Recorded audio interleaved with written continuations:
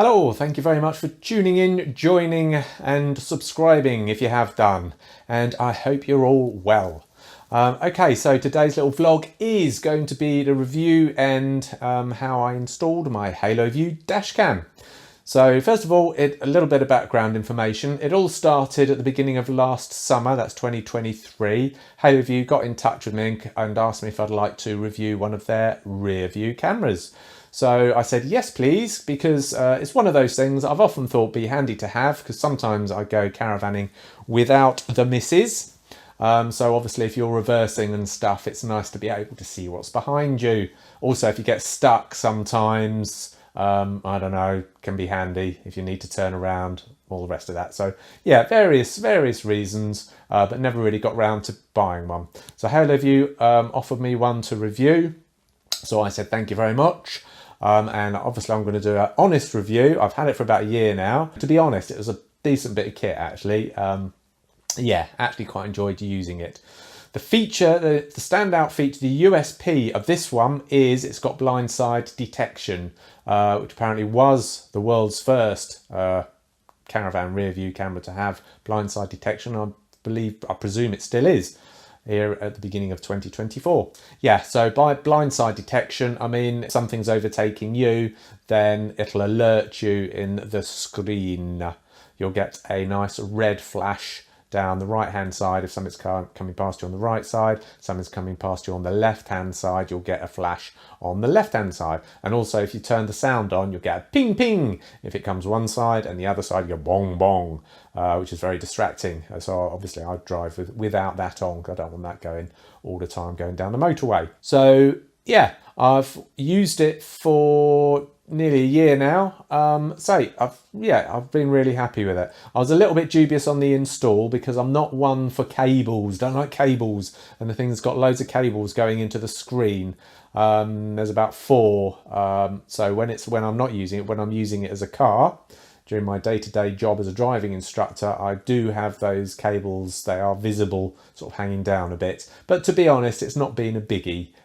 So you kind of don't really notice that. You get used to them, I suppose, like everything, just get used to them.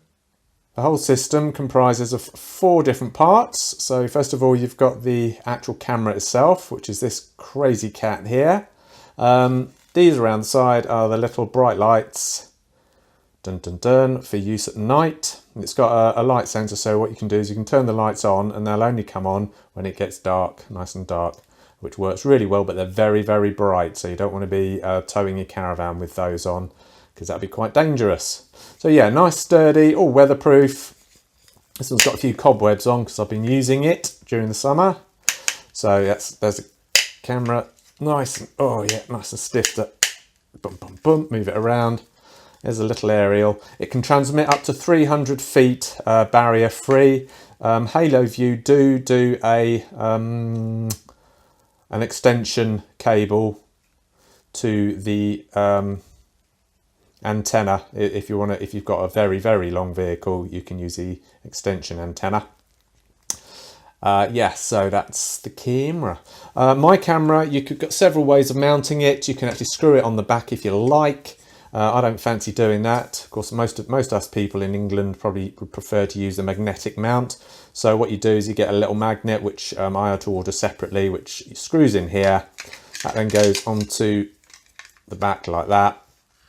And then you've got a little gasket here, which goes onto the caravan. You can either make your holes in there, or if you're using the magnetic one, you get a circular disc, which sticks very, very firmly onto the back of the caravan. They also give you a little sachet of alcohol to make the caravan surface nice and clean before you stick it on.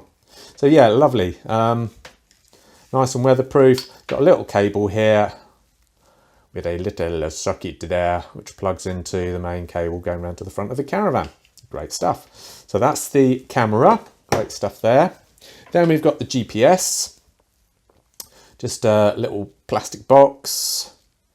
So I just tucked that in the dashboard behind my glove compartment, and the wire's going right up to the screen. So that's the second part. Third part is They call this a smart box. I call it all sorts of things, transmitter, receiver and blah-de-blah, but yeah, I'll try and remember the terminology smart box because it's a box and it's smart. You can turn it on and off there.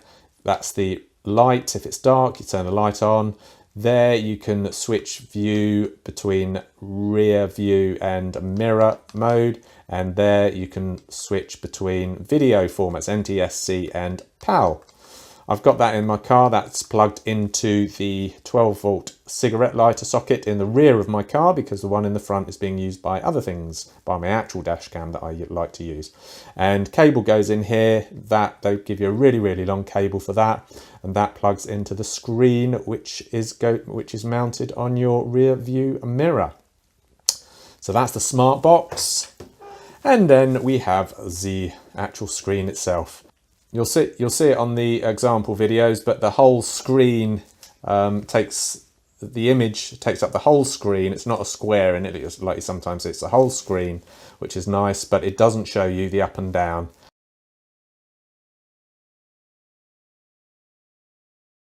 And you get the USB-C socket, which plugs in from the smart box. That's the AV in, which also comes from the smart box. And there's your memory card in there, which is just micro SD. I've tried, that comes with a 64 gig one. I've got a couple of 128 gig ones, class 10. I've tried formatting them and it doesn't seem to like formatting those ones, so you might want to watch out with 128 gig ones. And there's another socket for GPS. As far as file formats are concerned, it uses a TS file format, which is apparently is good for transmission over short distances. It's quite, it seems to be fairly compatible with most stuff. I've quite easily managed to convert those into MP4s, which is what I usually use for my vlogs and stuff. So they are the individual parts. Here's the manual. Just briefly through the manual. Yeah, there's the bits and bobs, specifications, functions, smart box, blah, blah, blah. Here's all the bits that you get in the box. I won't go through this. So that's basically the layout that they suggest. The screen up there, and then the GPS down there, and the other wire going to the smart box if you've got room at the front for your smart box. So mine's in the rear between the two passenger seats at the back. I think it's designed for the American market because all the photo pictures are of great big long RVs. You only get two cables coming out of the camera, minus and plus, so you need to connect those to the battery or some sort of 12-volt supply. Specifications, yeah, the monitor is 10-inch.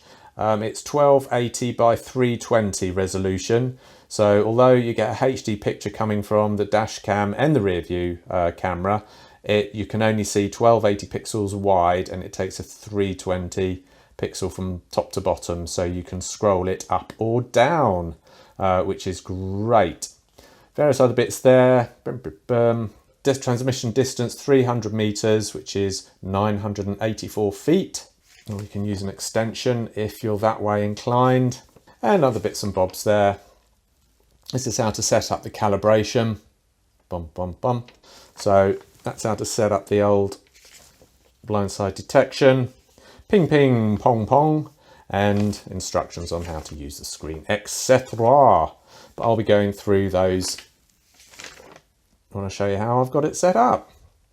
So this is how I fitted the dash cam. First of all, didn't have to drill any holes. Of course, you could get this done by a qualified electrician, but it wasn't too difficult in our Caravan. So what I did was, went under the Caravan. There's the A-frame, where it joins the car.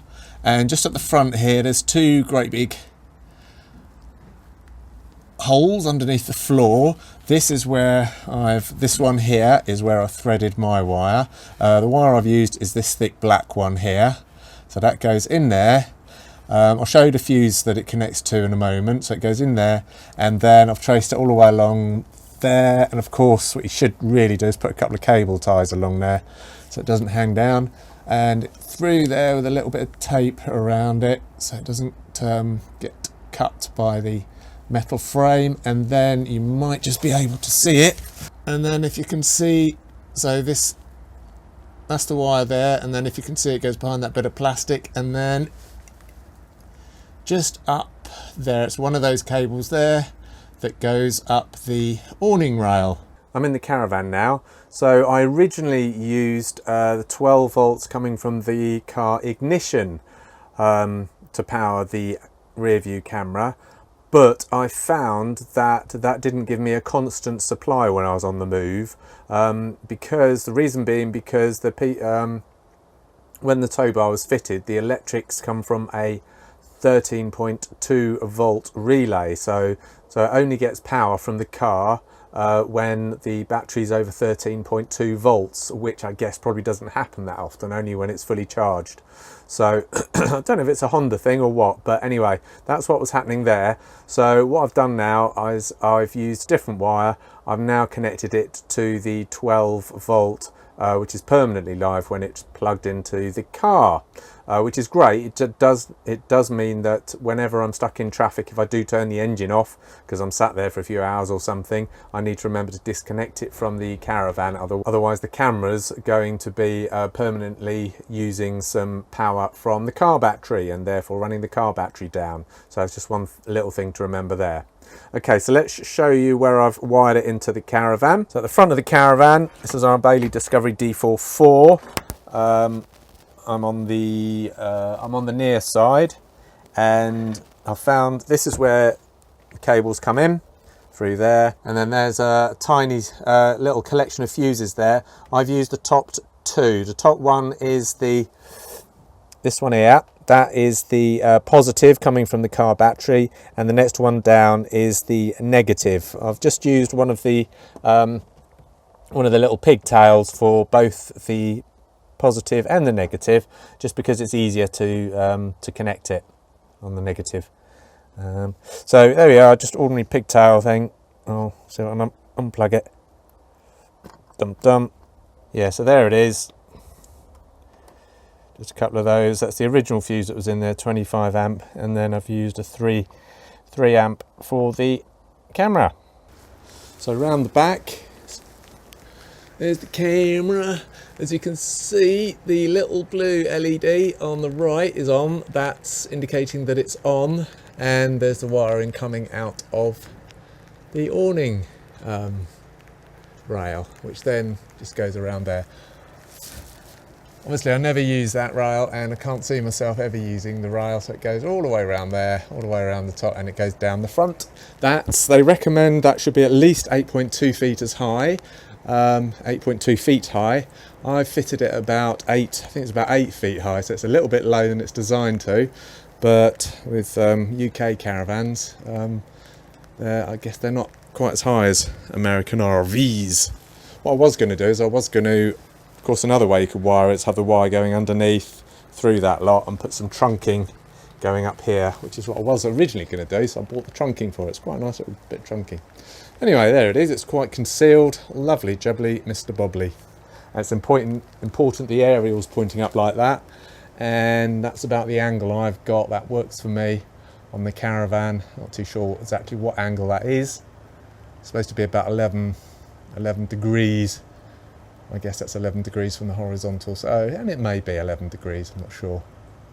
So that's where I've fitted the receiver, well, it's not transmitter, receiver unit. I suppose it's a little bit of a transmitter. So there it is.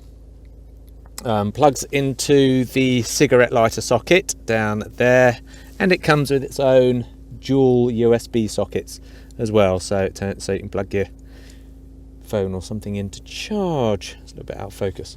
So there it is, two aerials on it. I've then run a cable. There's a cable coming out of it into a little filter box. Quite a long cable, a very long cable actually, so I've chased it down there underneath the seat, goes along there, goes all the rubber trim, then goes around the front of the car up to the mirror at the front, which I shall show you. In case you're wondering what the second mirror is on the left, that's my driving instructor mirror, because during the day this car's used as a driving instructor car. So to fit the screen, this is going to be a bit difficult for me to do holding the camera, so I'll probably have to do some of it without by turning the camera off first. So this is the back of the screen. There's a little speaker, nice little pads. They'll rest onto the rear view mirror, onto the car's rear view mirror.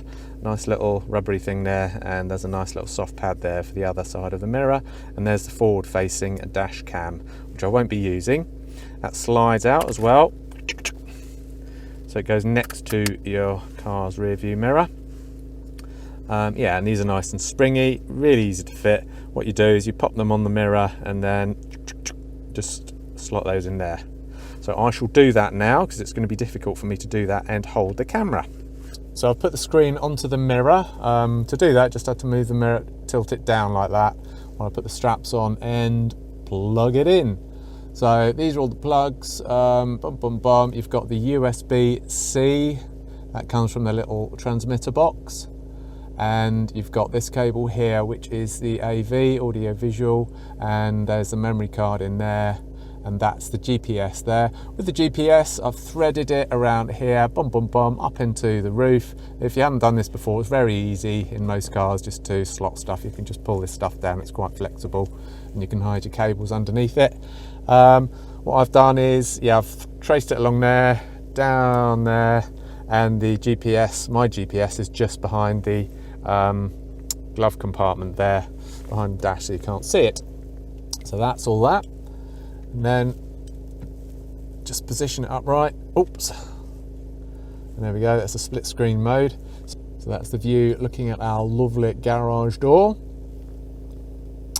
So to operate it, to get the menu, you just swipe it down like so.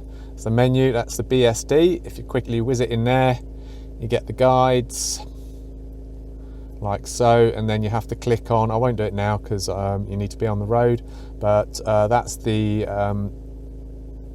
position it's set up to so far. You just do what it says here. You click bottom left of your lanes, top left, top right, and bottom right of whatever lanes you can see, because normally you'd be parked up next to on the side of a road and you'd have a view of it in here with the different lanes. And then when you go through that, just go through calibration, etc, etc. So also with the menu, what else have we got? We've got record. That starts recording. Actually, what does that do? Yeah, it stops recording. I've just stopped recording, started recording. That button there shows you all your videos. That's the videos from the front. You see there, you've got videos from the front, videos from the rear. Bomb. These are all the ones out the back.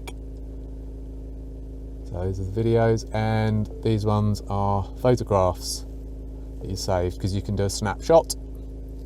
Let's get the menu back. So there's photographs. These are the settings.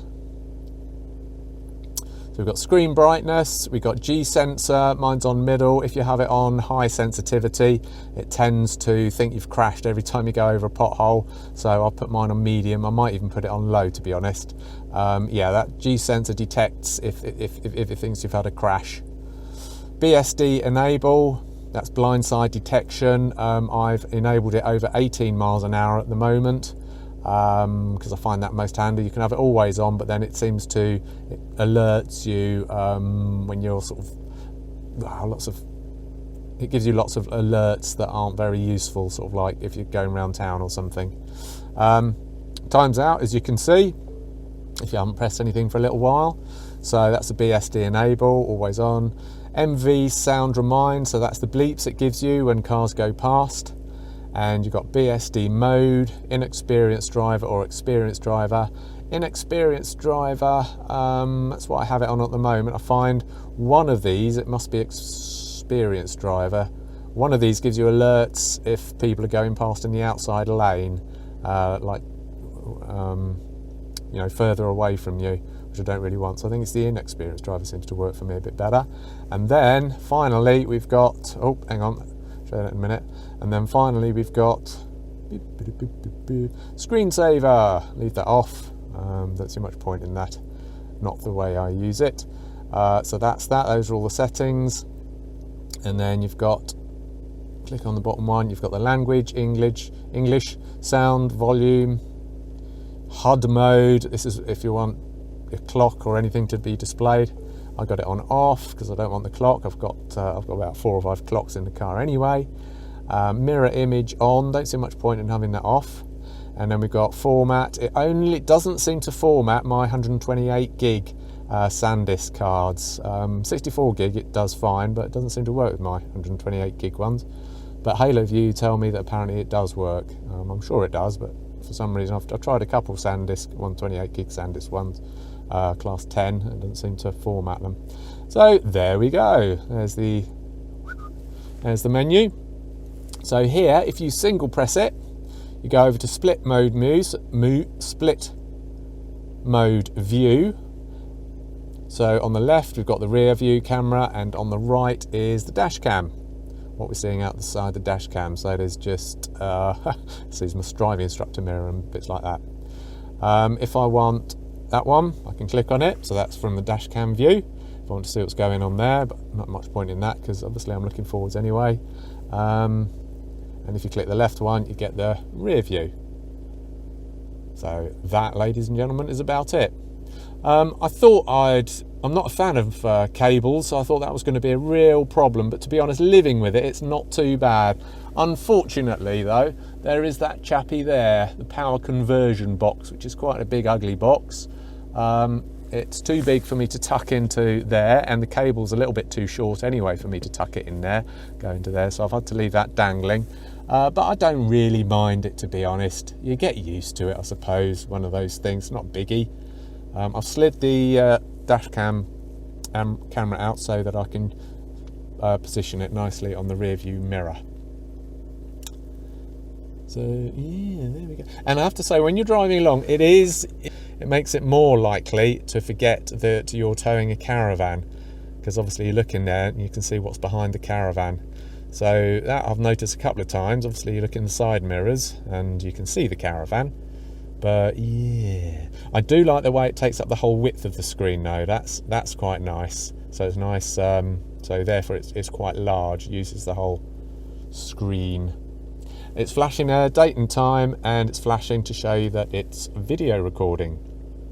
Just a couple of little extra things that I'd like to add, seeing as I've driven probably about 1,000 to 2,000 miles now with the Caravan in the camera on the back. If you don't mind, I've just got to refer to my notes to make sure I don't miss anything. There's two versions of the system. They do it for two different heights, depends where the rear view camera is situated on the back of the Caravan or the RV. There's one version which you can position at between 2 foot 8 inches and 4 feet 11 inches high, and the other one, which is the one I've got, is a higher model, which goes from 8.2 feet to 13.2 feet high.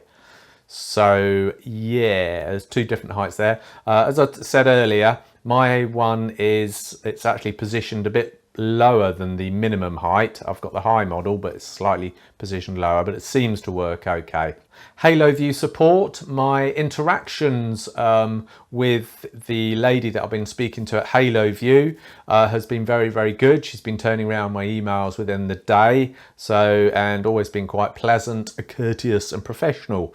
So yes, like that. They're based in Hong Kong, but yeah, so you need to buy it actually from Hong Kong as well, from their site, and it only takes a couple of days to, well, it probably took about 3 or 4 days to get to me, which I think is amazing, considering that it comes from the other side of the world. I'm also going to I did an unboxing video a while back, so I'll put a link to that below. And oh, just one thing as well, Haloview have recently said to me, they say the camera's primarily designed as a camera to be used while you're driving along, with its main feature, blindside detection. So that's its primary purpose. It said it's not designed to be used as a reversing camera, however, or it's not recommended that you use it as a reversing camera. However, as you can see in the examples, it does work pretty well as a reversing camera. The only problem is you can't see right down to the very, very, very nearest point of the back of the Caravan, but you can see pretty close enough to reverse things in. So now I'm going to show you some examples of the camera in use.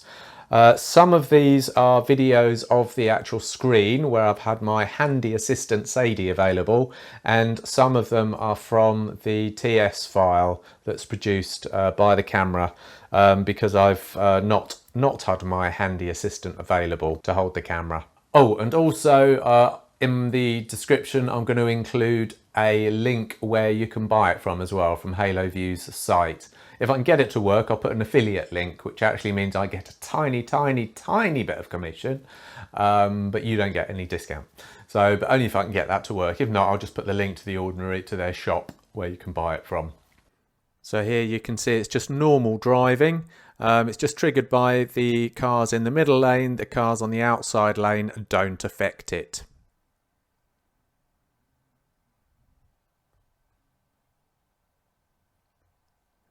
This is when I was stuck in a queue. I disabled the feature where it turns itself off, but if you're going lower than 18 miles an hour, so that you can just see it reacting to cars passing on both sides with a little ping every now and then, like so.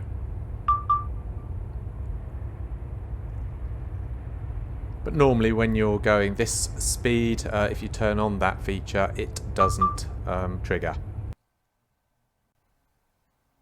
This is me reversing into a spot in some services on the motorway, just next to where the lorries are. I've speeded it up a little bit because it's a little bit time consuming, but you get the gist.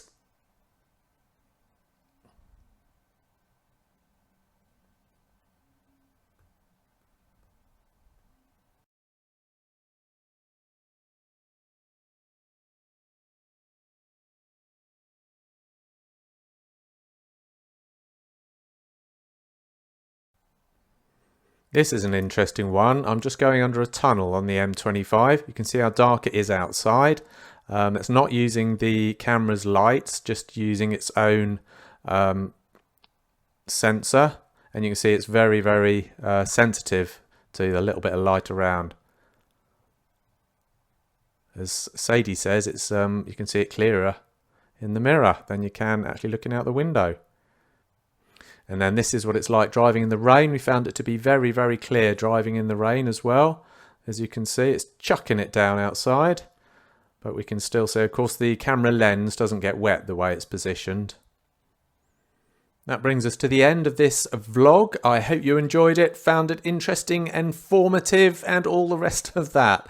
Anyway, thank you very much for watching, tuning in, and don't forget to subscribe if you haven't done. Laters taters.